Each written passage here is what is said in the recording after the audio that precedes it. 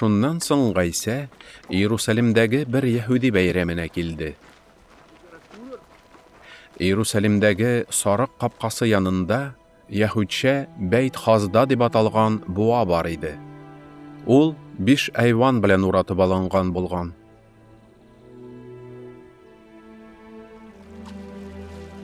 Анда бик күп авырулар, сукырлар, аксаклар һәм паралич суккан кешеләр су кузгалуын көтеп яталар иде.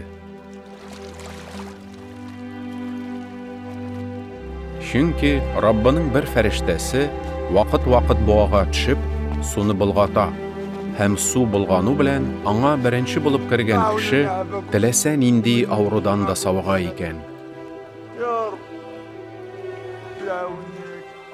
Шунда 38 ел буе авырып ятучы бер кеше бар иде.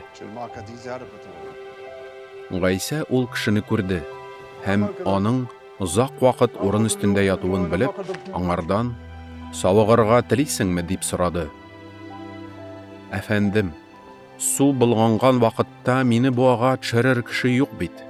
Мин анда барып җиткәнче башка берәү инде төшеп өлгергән була», дип җавап бирде авыру. Гайса аңа былай диде: «Тор, ятагыңны ал да йөр».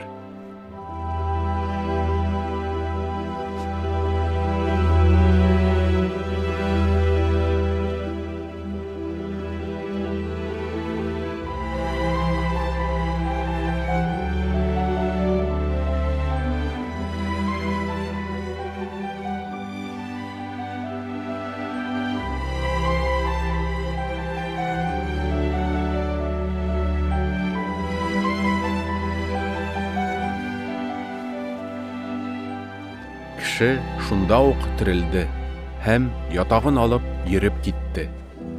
Бу хәл шимбә көнне булды. Шуңа күрә яһүдиләр савыккан кешегә: «Бүген шимбә көн, безнең канун буенча син ятагыңны алып йөрергә тиеш түгел», диделәр. Ул былай дип җавап бирде: «Мине савыктырган кеше миңа ятагыңны ал да йөр дип әйтте». «Ятагыңны ал да йөр» дип әйткән кеше кем ул?» дип сорадылар аңардан. Гайса җыелган халык арасына кереп югалганга, савыккан кеше аның кем икәнен белми иде.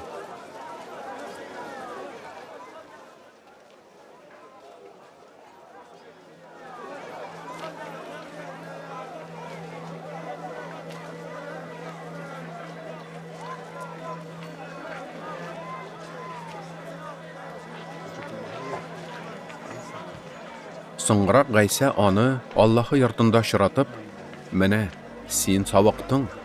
Үзеңә тагын да начаррак булмасын өчен инде башка гөнаһ кылма», диде.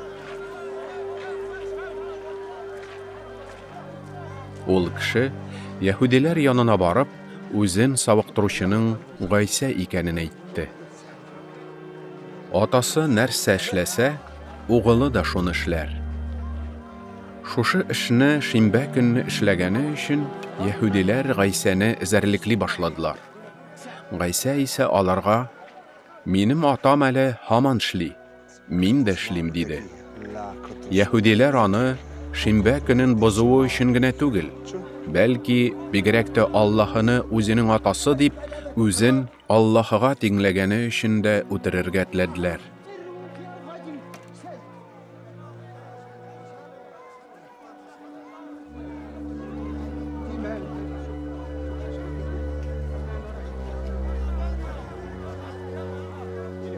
Гайса аларның бу теләкләренә: «Сезгә хак сүз әйтәм. Угыл үзе генә һич нәрсә эшли алмый.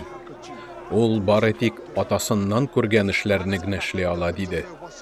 Атасы нәрсә эшләсә, угылы да шуны эшләр. Ата үзенең угылын ярата һәм үзе эшләгән һәр эшен аңа күрсәтә. Сезнең исегез китәрлек моннан да зуррак эшләр күрсәтер әле ул аңа.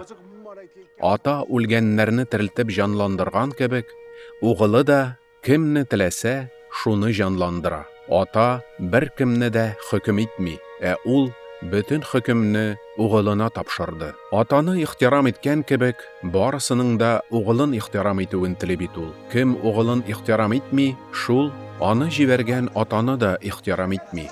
Сезгә хак сүз әйтәм. Минем сүземне тыңлаучы һәм мине җибәргән затка иман итүче кеше мәңгелек тормышка ия. Ул кеше хөкемгә дучар булмаячак. Чөнки инде үлемнән тормышка күчкән була. Сезгә хак сүз әйтәм. Үлекләр Аллаһы угылының тавышын ишетер вакыт җитә. Һәм килеп җитте дә инде. Аны ишеткәннәр терелер. Үзендә тормыш булган кебек, ата угылына да үз-үзендә тормышка ия булу кудрәте бирде. Ата угылына хөкем итү хакында тапшырды. Чөнки ул Адәм угылы. Моңа гаҗәпләнмәгез.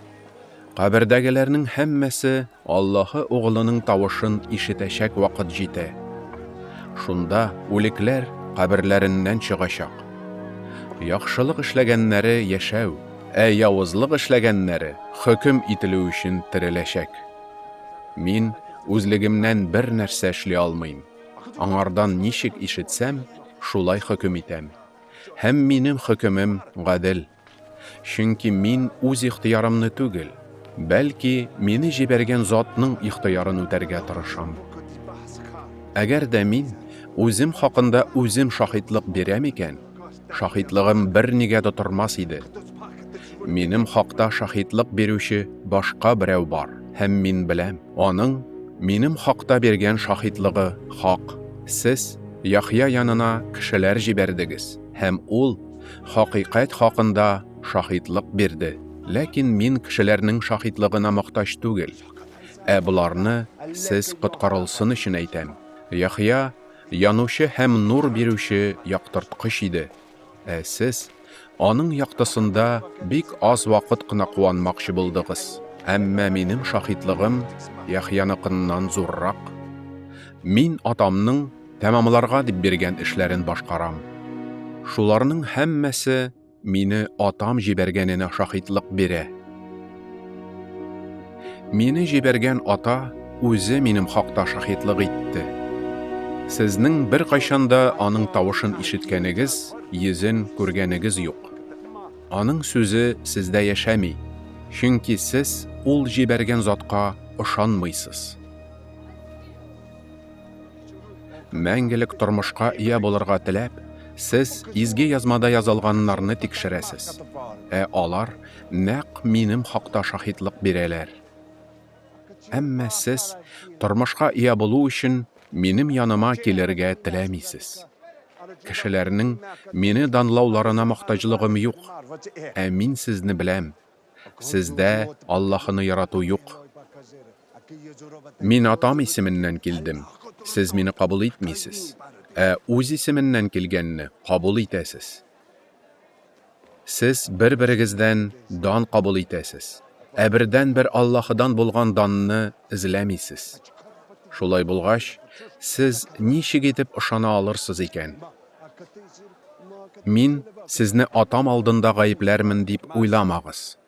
Сезне гаепләүче сез өмет баглаган Муса. Сез Мусага ышансагыз, миңа да ышаныр идегез. Чөнки ул минем хакта язды. Ул язганнарга ышанмый торып, минем сүзләремә ничек ышанырсыз?